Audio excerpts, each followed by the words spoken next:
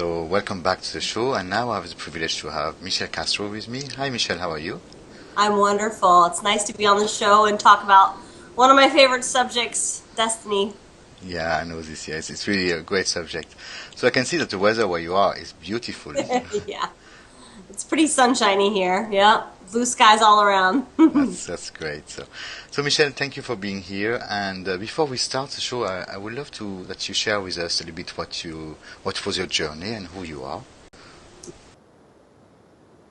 Yeah, it's been that I was a very intuitive, creative child, very curious, and often thought about deep questions as a young girl, like what was my role in the world, and spent most of my young adult life kind of on a journey, reading books by Marianne Williamson and Wayne Dyer and people like that.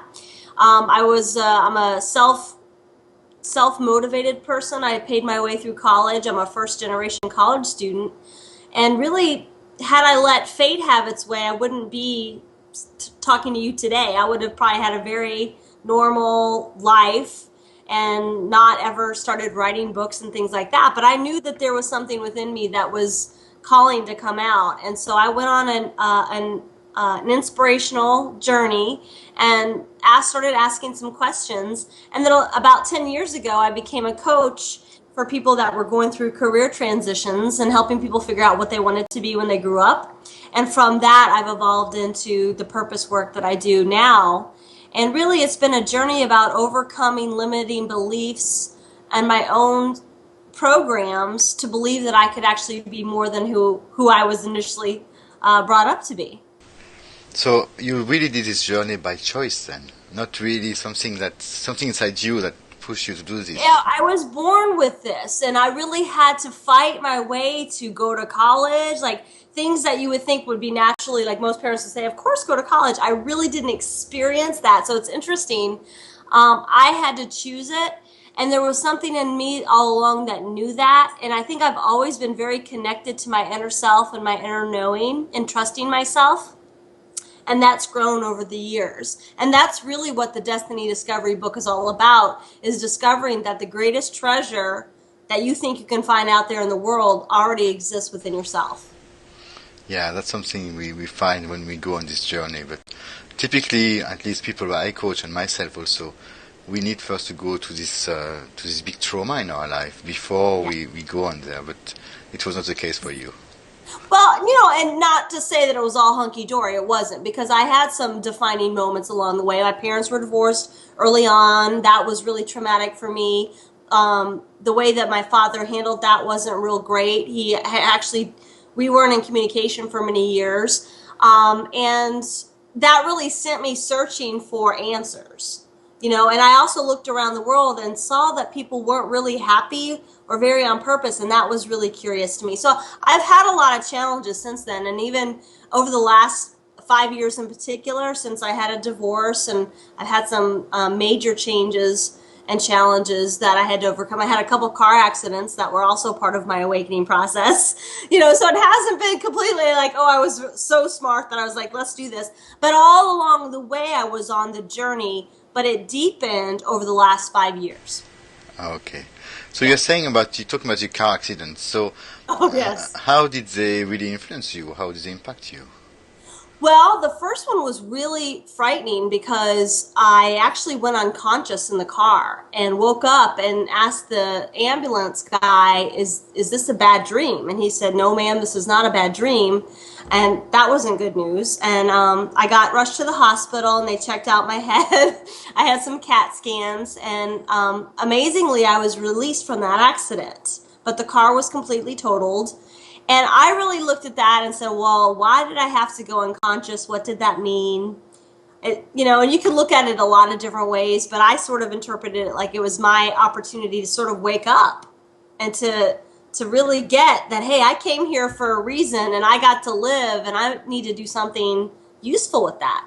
I mean, I was on the track of writing and things before the accident, but the accident really shook me to the core.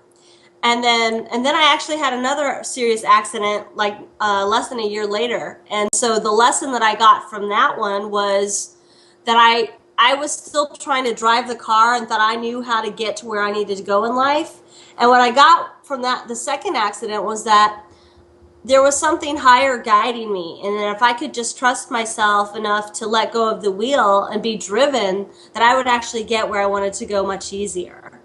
So those are my two accident stories. Okay, so the first one was really to awaken you, or at least to not really awaken you. I was saying, okay, it's more to push Get me you more awake. Yeah. Mm-hmm. And the second one was really for you to let go and have faith. Yeah. Yeah. Exactly. You're very good. Thank you. Thank That's you. right. Yeah, that's exactly right. Thank you. So, Yeah.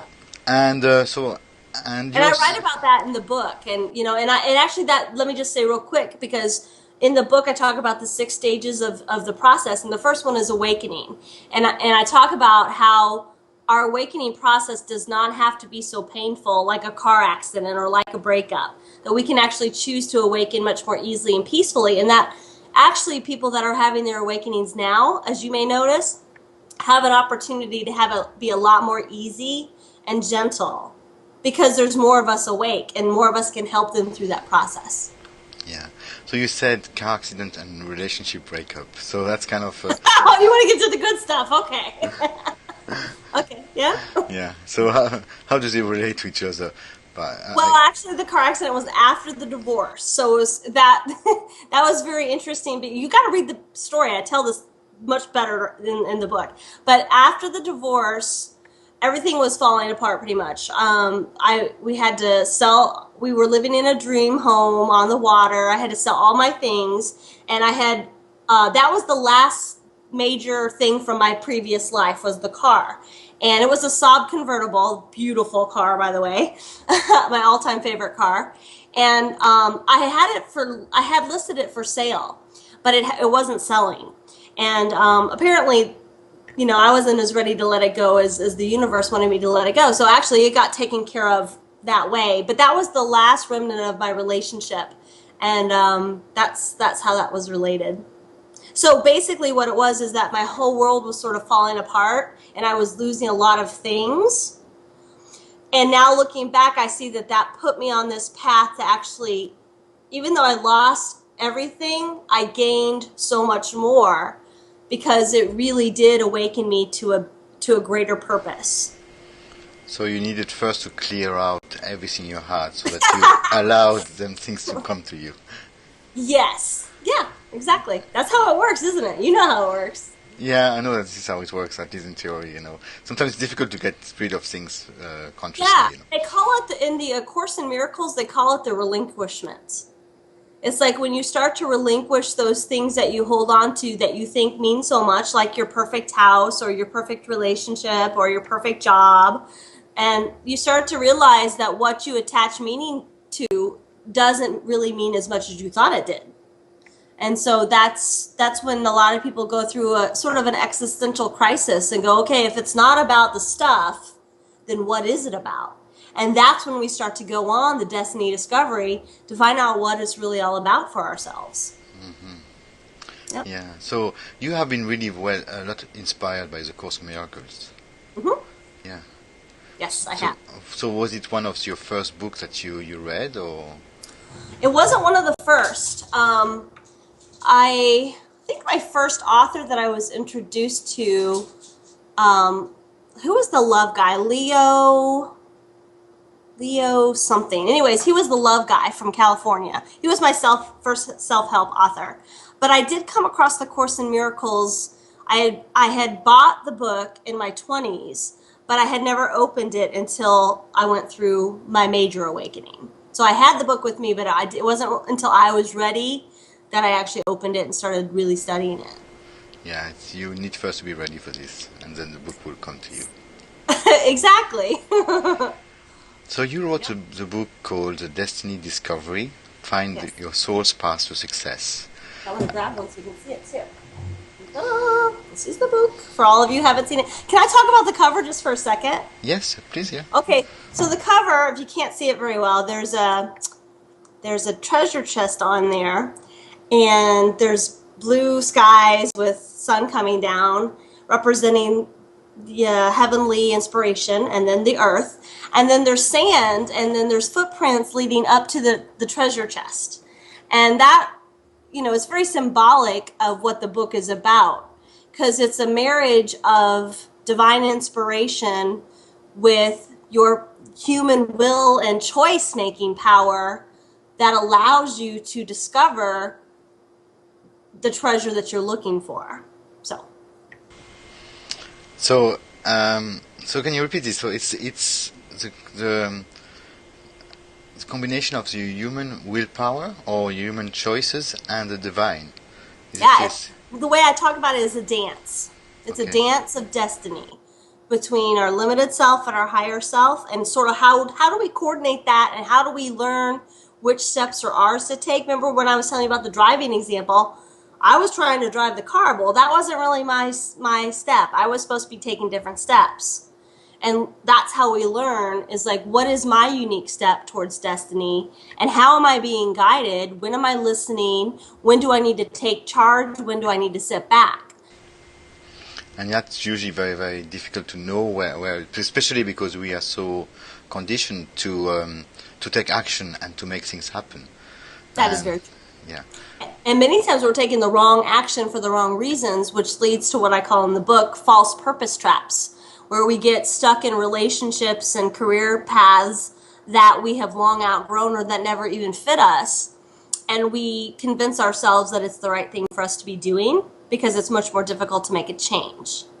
And that's why a lot of people are going to be having their awakenings by losing so-called security, if you will, in a relationship, in a job, because the reality as we move forward into this new energy is that there is no security. In fact, it's always been this way, but even more so as we move. There's no security in life. There's only opportunity. And right now with 2012 coming to us, we all have a very important choice point to make. How are we going to choose to live our lives? By default and fall back into old patterns that lead us not where we want to go? Or do we want to wake up and become conscious and move into a new higher vibration reality where when we're on purpose and when we're actually having the experiences that we want to be having? Mm-hmm.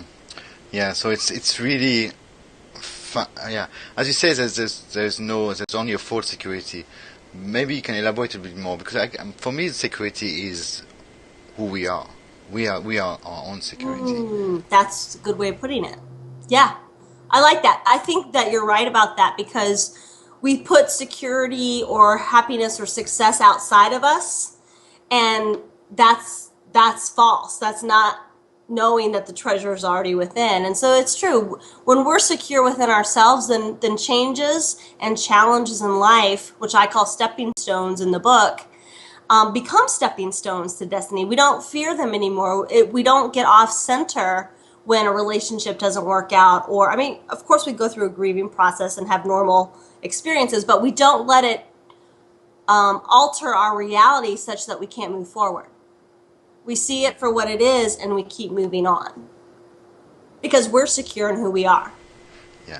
When you say we see it for what it is, what does it mean really? Well, it can mean a lot of different things for anybody. And, part of the destiny discovery is to find out how is your higher self talking to you, and how are you being communicated to. I believe the divine will speak to us in the language that will get our attention. For me, it happens to be driving, apparently.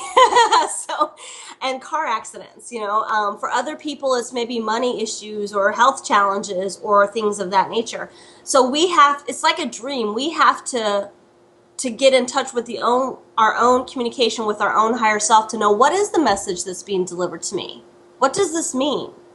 And then we see it for what it is by finding what's the gold there, what's the treasure, what's the lesson, and all this mess or confusion that I have here in my life, so that I can take that and move forward into a better direction. So it can be anything for anyone, and that's the discovery that we all have to find, is what is this for me and what does it mean to me? Because the reality is nothing in life is good or bad, but thinking makes it so. Like our limited mind can say, well, this is bad, this is whatever. But the enlightened person starts to get beyond the dualistic of right and wrong and move into the soul's wisdom of how does this affect who I am, and how can I take this trial or this tragedy and make something good of it. And actually, I give quite a few examples in the book of people who did just that. I had one client who's actually lost her eyesight because her boyfriend shot her. And yeah, I mean, that's pretty major. And this person was able to forgive this person and move on, and has since gone on to help other people in abusive relationships. Now that's a pretty tough pill to swallow. However, she only has two choices. She can be victimized by what happened and live the rest of her life miserable and in hate and in unhappiness, or she can accept that that happened to her and try to turn that into something that can help other people. That's the road that she chose. To me, that's the difference between destiny and fate, right there. So, what you're implying here is that nearly, just to go back to the example of this lady, that what happened to her was part of her destiny to help other people, and that was really the starting point for our own purpose here. Yes, and it's her choice to see it and accept it or not, because probably 99% of other people that would happen to, they would not probably see it in the same light. There are more and more people who are starting to get that, but most people, if something like tragic like that would happen, would let that define their lives for the rest of their lives and never be able to get past it. And that's fate. Fate is what allows you to fall back into old patterns by default and no choice. Destiny is seeing it, learning it, and choosing how you want to respond to it, and then creating your life from that energy. So it's really being more aware and more conscious and moving from reaction to response to life. Yeah, exactly. Yeah. I'm just trying to rephrase this a bit. No, it's wonderful. Thank you. So, but in your book also you have a lot of exercises, a lot of ways that people can put it in practice, because knowing and not putting it in practice is not knowing really. So we really need to feel this, yeah? Yes. Yeah, it's written as a self-coaching manual. A lot of the exercises that are in the book, I've been developing over the course of a decade working with clients on how to find their purpose and how to get past mental, what I call mental monsters and limiting beliefs. So a lot of it is putting into practice through journaling exercises and self-awareness exercises, taking the material and owning it, for knowing the right questions is really a big part of it, because when you have the right questions to ask, then you can really dig deep to find the answers that are already within you, that you have within you. So I always recommend, all my books are written in a style of involving the reader, definitely. Because otherwise it becomes shelf help, not self-help, right? Just goes on the shelf and doesn't really do any good. No, it doesn't. No. But most people are just starting to read a book and they just buy it and they say, I'm feeling better, I'm putting it here. Just the mere experience of having it, you know. Yeah, sometimes it is. Or they just try to feel better. They know they have to do something and then they just buy it and they shelf it. But you said asking the right question. So how do you find this question? Because I agree with you. A lousy question will generate a lousy answer, but a good question will help us to move forward. Well, let's use our example of Sally, the lady I was talking about earlier, a past client of mine who lost her eyesight. So most people would ask the lousy question of why me? Why did this happen? You know, like, oh, or here we go again, you know, getting into this victim mode, right? And the why me question is always limiting, because that implies that you're arguing with reality, because the reality is it happens, right? So a better question is, you know, what am I to learn from this? You know, what's good about this that I can't see? How can I move forward? You know, what else is possible? What do I want to have now? Those are the kinds of questions that get you into possibility versus trying to rationalize or understand. Because as I've heard some of my teachers say, understanding is sort of the booby prize. Trying to figure things out doesn't get us transformed and the results of really living the lives that we want. Whereas being open and curious and receptive to life and living through our hearts can and does. And that's also part of what this book teaches, is how do you get out of your head trying to figure things out and into your heart, allowing your heart to guide you and trusting that. Yeah, sometimes going out of our head is difficult, especially if you have a family and you want to be, it's a word I don't like, but responsible. But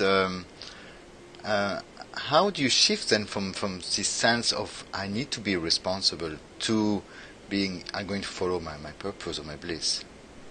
Well, I think it can be both, actually. And I think that when we're making the transition, it needs to be both. I'm not an advocate for saying just follow your heart and just don't worry about the practical matters. I like to be practical about spirituality, or otherwise what good is it? So I think we can be responsible and be on purpose at the same time while we're making the transition. And I think you can create it that way. You can say, I'm going to create following my passion and my purpose while being financially responsible and stable with my family and within myself.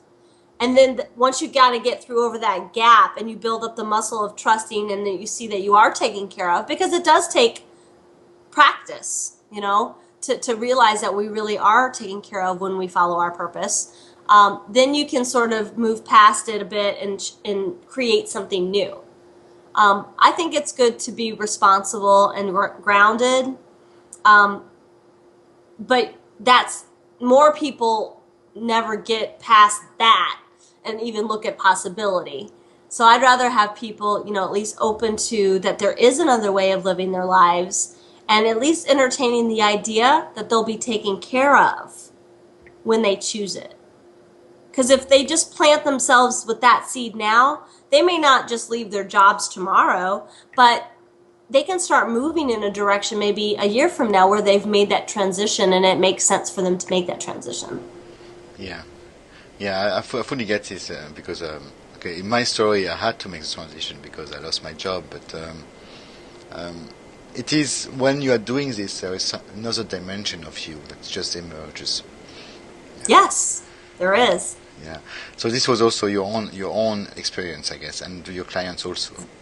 Yeah.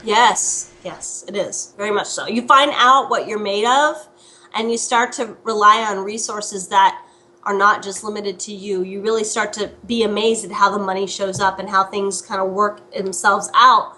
Maybe at the last minute. I've had plenty of last minute, like, oh my gosh, is this going to work out? And at the last minute it does. And you start to see that, I really am taken care of. I'm really okay doing this.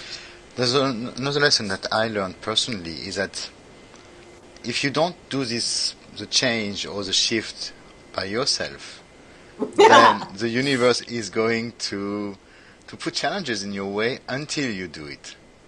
And yes. Yeah. The cosmic 2x4. Yes, we all have heard of it. It doesn't feel good when you get one. Like I said, I feel like I got a cosmic 2x4 when I've wrecked my cars twice. I mean, you would have thought I got the lesson the first time, but, apparently not. And I can only be thankful that no one was hurt. I didn't hurt myself. The cars were very, very hurt. But no other person. I mean, thank goodness.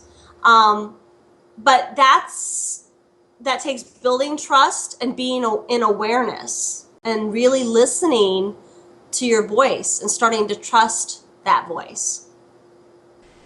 Mm-hmm. Yeah.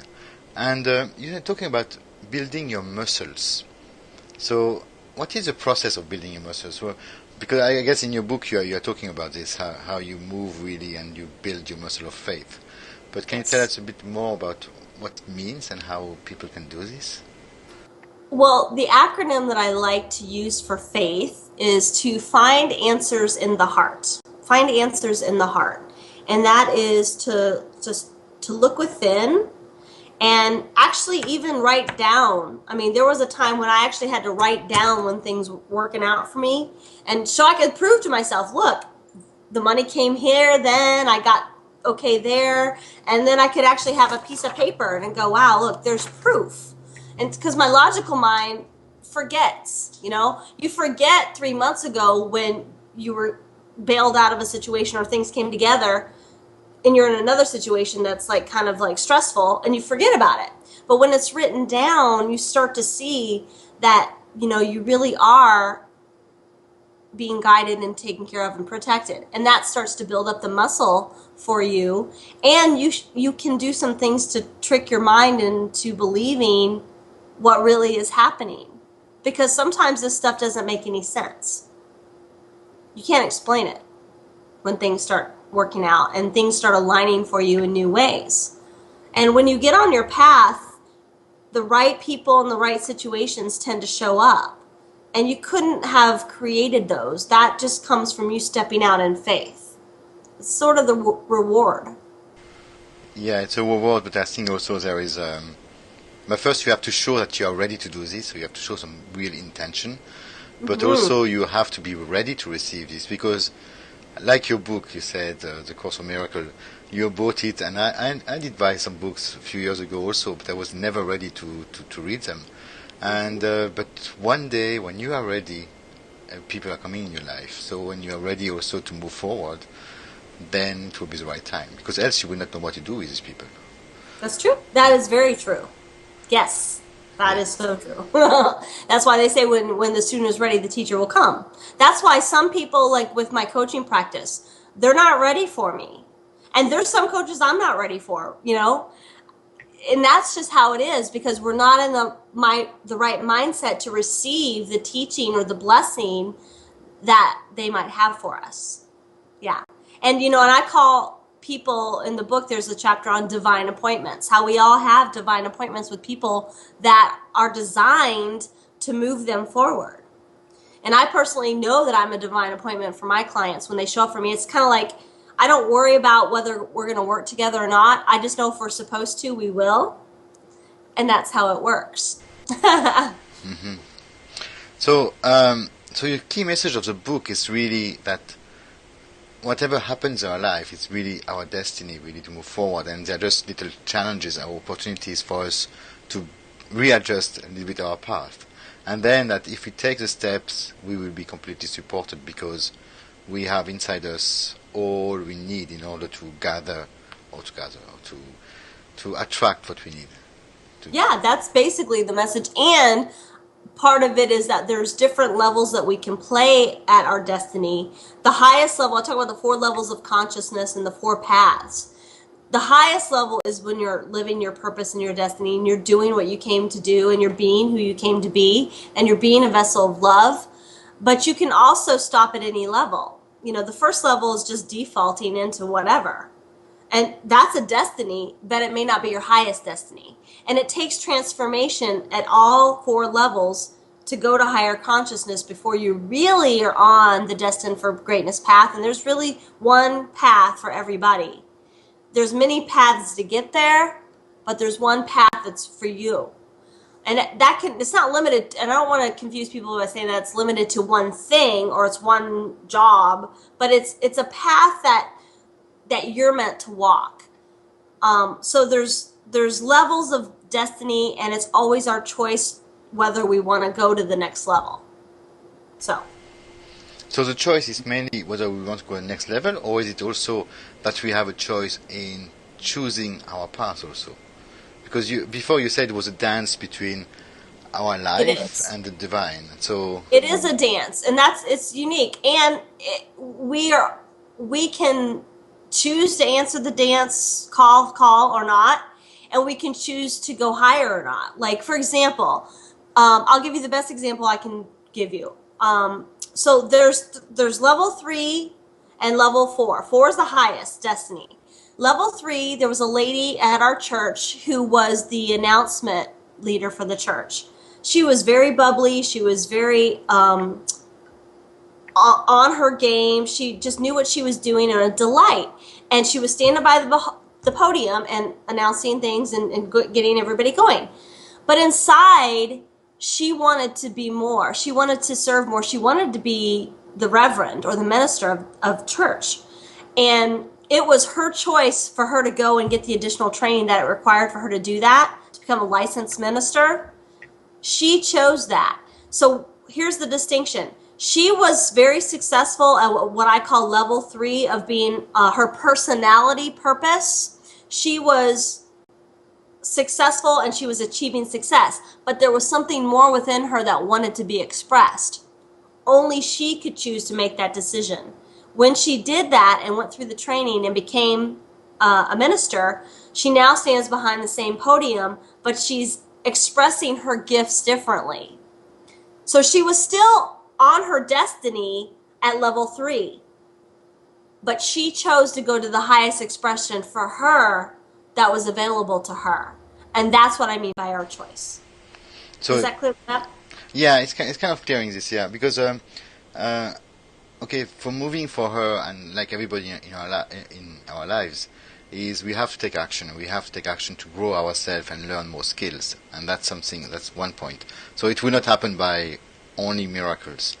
But the second thing is that inside her, she already had a past, as you said. It. Yeah. She had what she needed. It was unexpressed. Yeah, it was like expressed a little bit because she was behind a podium. Like she was even behind the podium she was supposed to be standing behind, but she wasn't delivering the message that she was meant to be delivering.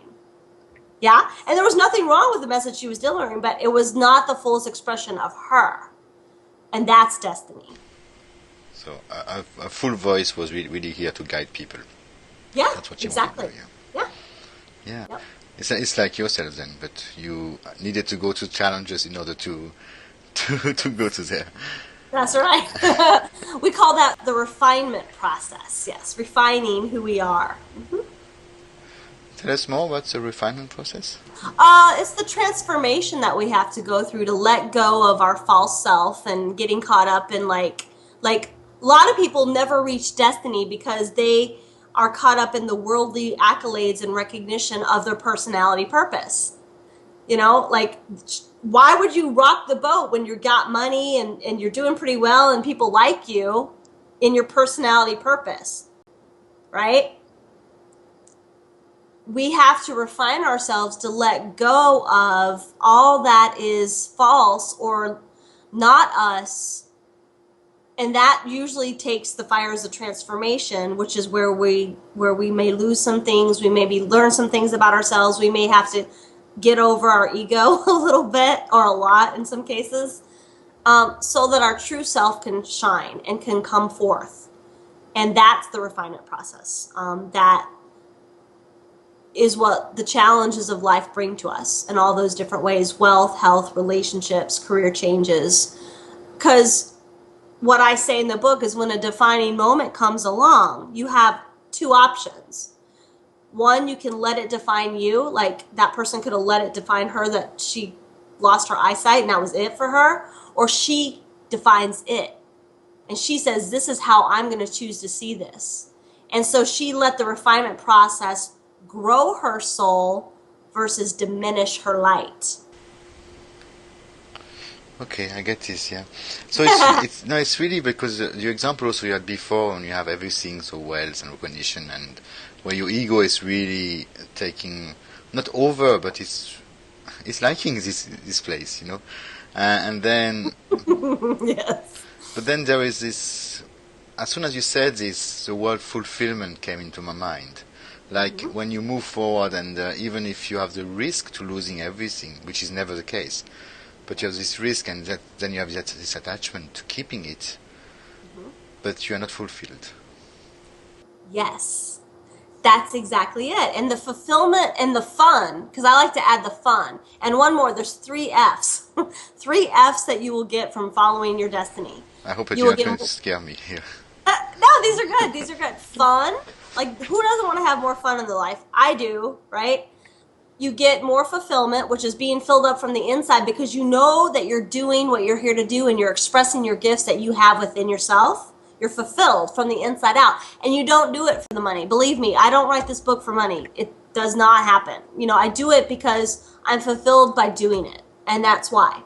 And then finally, you get freedom. Freedom to be who you are, freedom to express yourself, freedom to get past other people's opinions of who you are and what you're supposed to be doing. It's the soul's liberation that starts to come from doing this work. And it's not for everybody, because a lot of people don't want to look within and they don't want to have a deep experience with life. And that's a choice too. You know? Oh yeah. I do understand this, and I guess no, I because don't get it, but some people like it. So I guess we were all, or at least for me, I was at this situation a few years ago, and I was just making excuses. But having said this, it is safer even to stay in this, even if you're not fulfilled. But at some stage, if you really want to experience more joy and really freedom, as you say, freedom is key word here, you have to move forward. You have to find who you are, and you have to step out. And yes, well, let me just tell everybody who's listening and watching that when it comes to 2012 and beyond, the concept of let go or be dragged is very relevant. Because the thing that you're holding on to that you think is saving you is actually the thing that's probably killing off a lot of your soul. And if you don't let go when you're given the opportunity, then the be dragged thing comes along. And that's when the universe forces your hand. And, a basic example is, you're in a job and for the past 3 years, your heart hasn't been in it, and you know that you need to move on, but you're afraid to because, you got to be responsible. You have to stay where you are. All of those make basic human sense. However, if you don't make the change when you know you're supposed to, A, you may miss some opportunities that would actually be beneficial to you, but B, then you will be forced out. And it will be a much harder change for you because then you won't be in charge of the change anymore. And change is hard enough, but it's always easier when we initiate it. When we say, you know what, this isn't working for me anymore, I'm going to have to leave now. Versus being escorted out the door. It's just a different experience. And that's what I want to say, is that that's what's coming in 2012 for people that don't heed the call of change and let go when they need to let go. yeah, so in fact, but making the change by ourselves, requires a lot of courage. So Yes, I it would does. say, maybe for people listening to this, if they have the courage and show that they can do this and they can be very proactive, doesn't mean leaving their job today, but just means do some research or even just start the inner work. Starting the process, yes. 2 things people need for change to make life changes. And believe me, change is where it's at when you come to purpose, because change and purpose are partners. You don't find your destiny in your regular job. Not there. It's in doing something different. It's outside of the norm. So it has to happen if you want to live this life. But here's the deal. It's happening anyway, so you may as well just embrace it. Everybody's going through it. You're not alone. But to help yourself not get drowned by the waves of change that are coming, but to actually learn to surf the waves, 2 things. Get a book like mine or some other book that you can use as a guide to actually give you information that helps you know what's coming. And then secondly, work with a coach or a mentor, somebody to help you make that transition, because they can see your greatness more than you can a lot of times, and you can really benefit from their strength and their clarity and move through it much quicker and be on the other side that much faster. Yeah. And I fully agree with you, especially finding the right material, also to have the awareness and so on and the guidance when we need to do this. But having a coach is very important, because if I look at my own life, I need coaches. But I'm very, very good at coaching people. But when it comes to me, We all need coaches. I have had, over the last 3 years in particular, a lot. Let me say, I've probably worked with 6 different people on different things. Because I really wanted to make that breakthrough and stop falling back into default mode. I wanted to have the breakthrough. And this book got written last year when I was going through one of the most transitional, hard years of my life. 2010 for me was a heartbreaker. It was absolutely tumultuous. I moved 3 times. I left several relationships. I was homeless for a short period of time, me and my doggies. It was hard. And I really had to take a nice long hard look at myself and all the transformation I had done over the last decade and put it into practice last year. And now this year, I can't even imagine how my life is. I'm sitting in this beautiful office in Texas. I got married on September 11th. I did not think that was going to happen anytime soon. I wrote this book. So much has changed, and for the better, because I was willing to go through that and get the help. Without the help, I wouldn't be here. I promise you. I would still be struggling. But with that help and letting myself not only be courageous, and I talk about this in the book also, you don't just need courage to follow your path in life. You also need vulnerability. And vulnerability is willing to admit, I can't do this anymore. I've come as far as I can go. I need help. That takes a lot of courage, but it takes being vulnerable and letting people see that you don't have it all figured out all the time. And that's why the mentoring is so powerful, because they can help you move through that stuff and get past it so that you can have the life that you were born to live. I mean, you can't put a price tag on that. No, you can't put a price tag on this. And you're right. And sometimes, even when we are saying things, we don't really realize what we are saying sometimes, because we are saying this and we don't have the time to process what we said. But when we are coaching somebody, we hear what they're saying and we are feeling. And then we can say, oh, but did you hear what you said? And just rephrasing this, and people realize that there is a pattern here. Yes, exactly. And there's something about being heard. It's a sacred experience. And being heard and seen for who we are is very transformative. Yeah. So how will you define who we are? Well, we are who we say we are. That's for sure. We create ourselves. You know, nobody donned me Destiny Mentor. No one said, Michelle, you're going to go and you're going to, awaken thousands of people to their perfect path in life. I had to choose that, right? So we are who we say we are, and we're so much more than we think we are. We're more than just our personality, our history, our background. We are divine beings. And part of the destiny discovery is remembering that and knowing that and acting like that. And that's the journey that we're all on, is the journey of remembering our own soul. And get to know that soul and get to love it and honor it and treat it like it's the most amazing thing in the world, which it is. Yeah, which it is completely, yeah. And when you're saying it's really remembering who we are, but also allowing who we are, in fact, to express. Yes. The allowance is the last stage in the discovery process. Have you been reading any excerpts? Yeah, allowance is the last stage in the process that I teach. Yeah. Yep. But I'm also a very big fan of Wayne Dyer, and I know allowing is very, very much in his own words. Well, he's almost as smart as me, but I'm just kidding. I'm being facetious. Yeah. He's one of my favorite people. Yeah. Yeah, just his hairstyle sometimes put me off, but that's something else. Okay, so if people want to get your book, I'm not really sure it's out there yet. It will be out soon. It's not. It will be coming out in January. But in the meantime, what people can do is they can go to liveyourdivinedestiny.com, and there's some excerpts. There's book excerpts. There's actually an audio excerpt I just loaded this week, and there's a book video trailer. In addition, they can sign up to be on the telesummit that we're going to be doing that's free. That's going to be leading up right before the launch. So that's what they can do now. And then I have a ton of other books on other topics that people can get anytime they want. But this book is coming out in January. Okay. And I'm not sure if we can say this. I think it's January 17th. Yes. Yeah. That's right. You can say it. Yeah, and that's when we're going to have a huge Amazon, what they call big launch, and people can order it from anywhere in the world. And there'll be a ton of additional bonuses for people who purchase that day.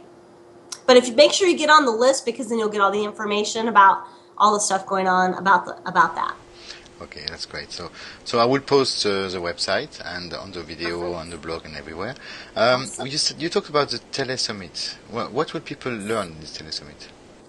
The telesummit will be 3 days long, and we are going to talk about the 3 phases of destiny: awakening to what yours is, finding your true path, and then once you've found your path, how do you succeed on that path? Because all are very important. You need all aspects in order to really have a good experience of it. So we're going to have 11 different Destiny mentors all over, some big names, and we're going to be interviewing them, and it'll be 90-minute sessions, and then people who buy the book will actually get access to the downloads so that they can listen to them at any time afterwards. Okay, that's really great. Yeah, it's going to be a really exciting conference. You should see the people that we've got. It's really neat. That's fantastic, yeah. Mm-hmm. And I guess it's a surprise, so that's why. Yes, well, it's on the webpage right now. You can go see. Okay, that's fantastic. Yeah, we've got a couple big names, quite a few big names. Okay, so our time is nearly up. Okay, Michelle, this so was fun. yeah, it was great. I really enjoyed this so much. So if people really want to find you, they have to go to liveyourdestiny.com. liveyourdivinedestiny.com. But also, if you're out on social media, I am Bright Michelle on Facebook and Twitter, and you should follow me. I'm always out there talking to people, so that's another way they can find me. So on Facebook also. Mm-hmm. So is this a Facebook page, yeah? Yeah, I have a Facebook page at Bright Michelle 333, and Okay. I'm Twitter on Bright Michelle. Okay, fantastic. Yeah. So thank you very much for your time. It was really, really great to have you. Awesome. And I wish you a lot of luck for your launch and Thank you. everything. And I hope people will buy this book because it's really... I know the pain of going to change, but to force change, I would say, or to have to do something. And I know that if they can do this by themselves, it will be far easier. Yes. I make things that are complicated sort of easy, and yeah. So anyways, thank you again for having me, and I hope everybody has happy holidays, and say hi on social media sometime. Let me know that you were on Bertrand's show, and I'll know where you came from. Okay, fantastic. So thank you very much. Bye-bye. Bye.